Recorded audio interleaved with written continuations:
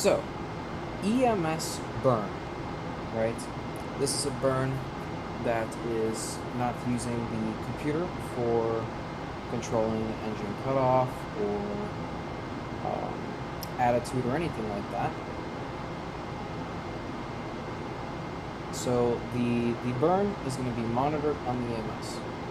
And we're also going to be monitoring it on the computer, but the computer will not be controlling the burn. And this is so that our state vector can maintain its quality. If we did a burn without monitoring it on the computer, we would need a new state vector, or it would be bad for maneuvers down the road. So first thing we need to do is verify that our two EMS circuit breakers are closed, main A and main B. Now EMS mode is on standby, and we can go EMS function LTD set. This is a demonstration of the way that you can do this burn, but our method of burning here will be a lock stump on the S4B.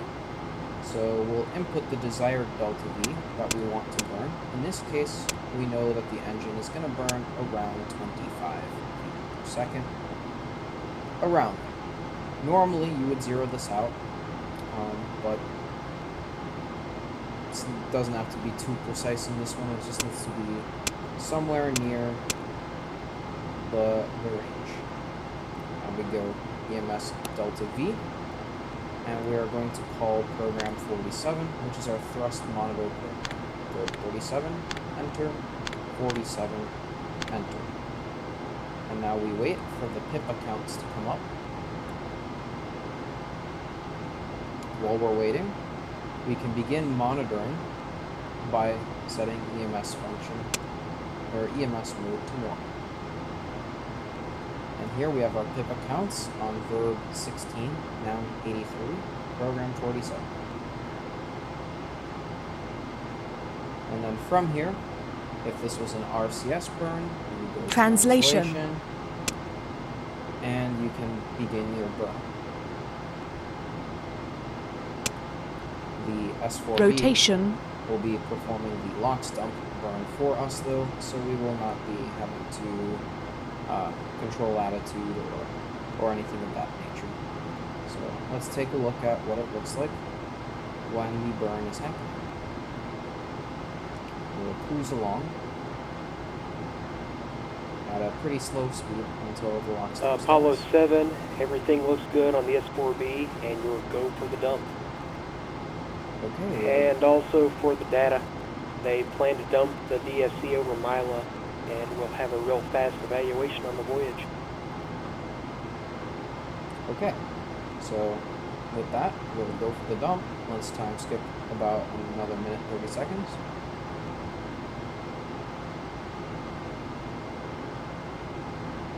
Here we go.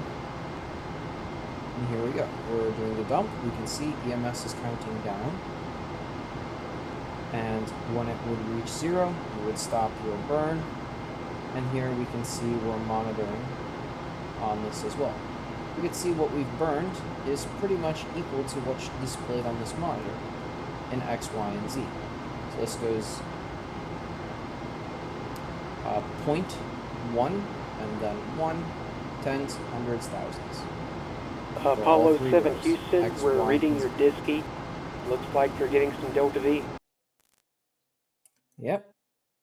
And we can see our method of burn is the S4B lock stump.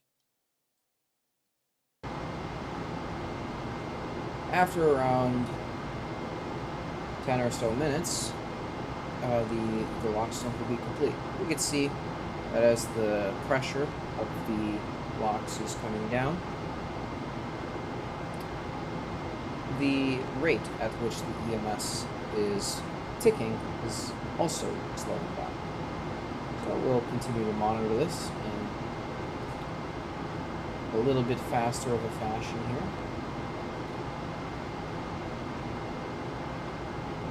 And I'll turn my mic off and just feel free to watch the numbers. Apollo 7 Houston, the dump appears to be proceeding normally.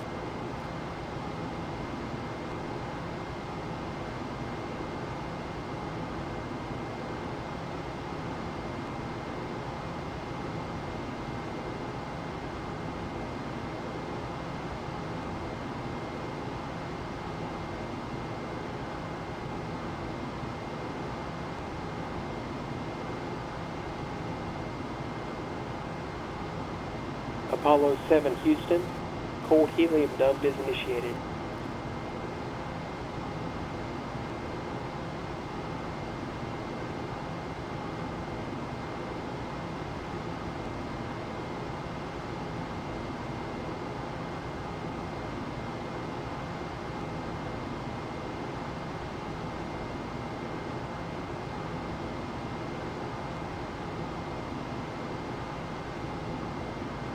Okay, and it looks like our burn is complete.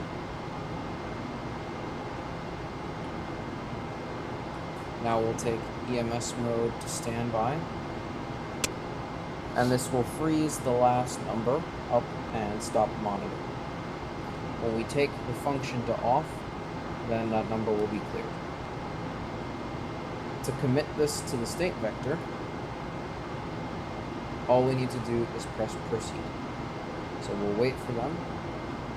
Apollo 7, the passivization is complete, and you can terminate program 47 at your convenience. There we go. Let's terminate program 47. We'll press proceed. Apollo 7 Houston, stand by and we'll give you a Navstar update for the program 52. There we go. 4700, enter. We can see that that is being committed to memory. We've got solid comp activity light and the key release flashing. And once our state vector has been updated with this program 47 information, we'll be back to program 0 and these lights will go on. Now we can take EMS function off and the board is clear. So, thanks for tuning in and I hope you learned something.